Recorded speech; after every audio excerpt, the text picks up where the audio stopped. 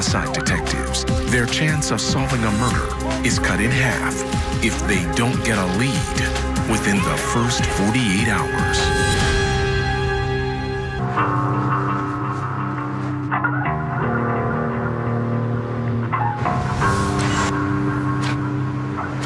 We're going to the victim's mother's house. She already knows, so it won't be a surprise. It's not like we're going there with news for her.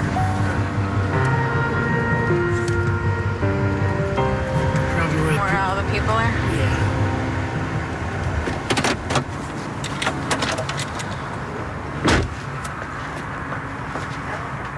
Sorry for your loss. Very sorry. They took the coolest dude out the hood. Didn't mess with nobody. Curtis's mom says her son was known as Papa, and the neighborhood kids looked up to him as a mentor.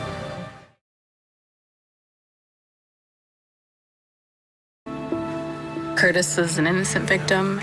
You know, we could tell when we went to his family's home, when we spoke to his mom, the house was full of people, and he was really loved. For my first case, it feels good to be able to give his mom justice. Curtis's family and friends come together for the holidays. It took me 3 hours to put the tree up, because every time I stuck a branch in, I'm like, wow, Christmas without. Yep, they took my baby. It's a pill I wouldn't want no other mother to have to swallow.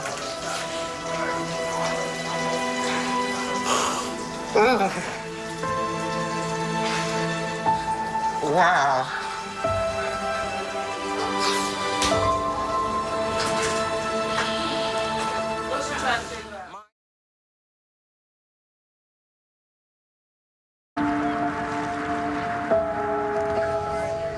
Later that day, Michael's friends and family hold a vigil at the crime scene.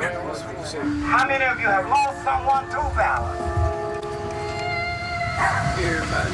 That's almost everybody.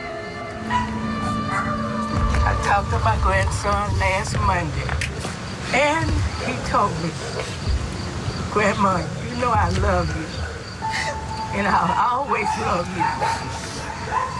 And those were the last words my grandson said to me. I always love you, Michael.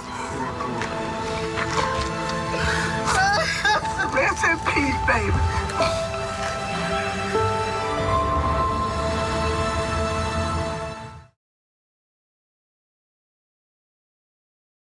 And you were telling me the story of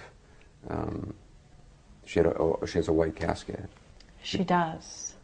And when we walked in the room, it was the first time we had been able to be with her. And when we walked in the room and we saw that white casket, it just, you felt like the floor was falling out beneath you and your breath was taken away. But earlier in the morning, I decided, because Grace loved art so much, we were packing Sharpies in our pockets. And when we got in, after we did our big family hug with Grace, we sat down and we busted out the Sharpies and we decided that we were, at first I had visioned maybe a little heart, but by the time we were done, there wasn't an inch of white. It was so covered with all the things that she loved. It's got to be, I mean, hard not to have been able to actually see her. Well, at first I thought that, and I had questioned maybe wanting to see her. But then I thought she was just so, so beautiful. And she wouldn't want us to remember her looking any different than her perfect hair bow on the side of her beautiful long blonde hair. Such strength.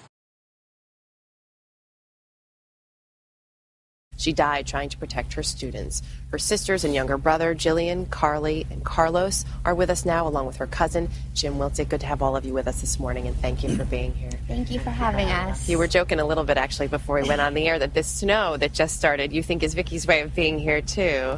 It is her completely. She loved this holiday, she loved Christmas, she loved the snow, and she wouldn't have it any other way than having us speak right now and having it snow. I'm like, wow, Christmas without.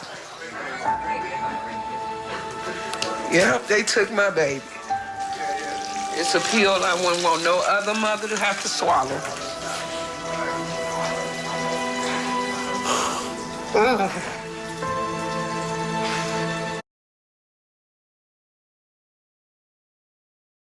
It doesn't seem real. It doesn't seem permanent and finite. You think you might see her again?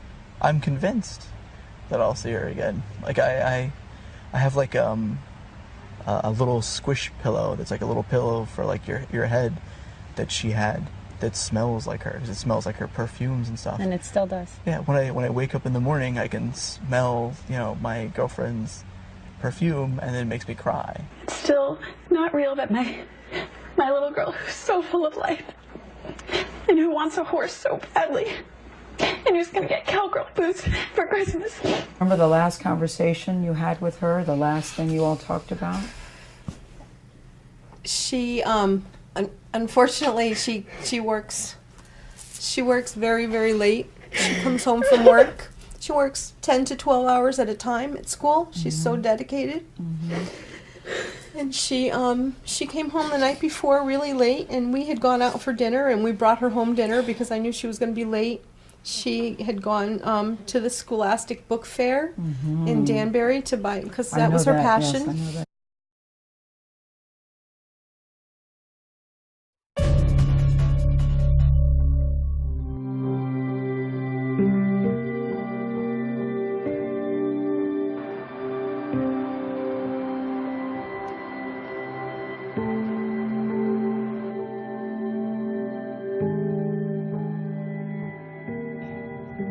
We're on our way to go get our hair and nails done because my mom's birthday was coming up. My dad pulled up, parked next to my mom. And then as everything was going on, you just hear a whole bunch of commotion. My dad and the boy, they started to fight.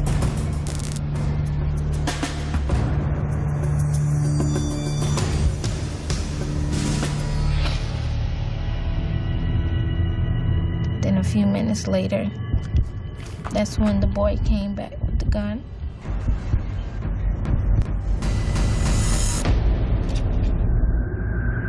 Shot my mom and dad.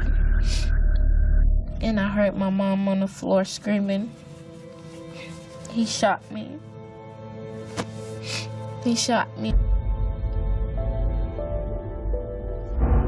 As I'm crying, she's saying, my baby, my baby.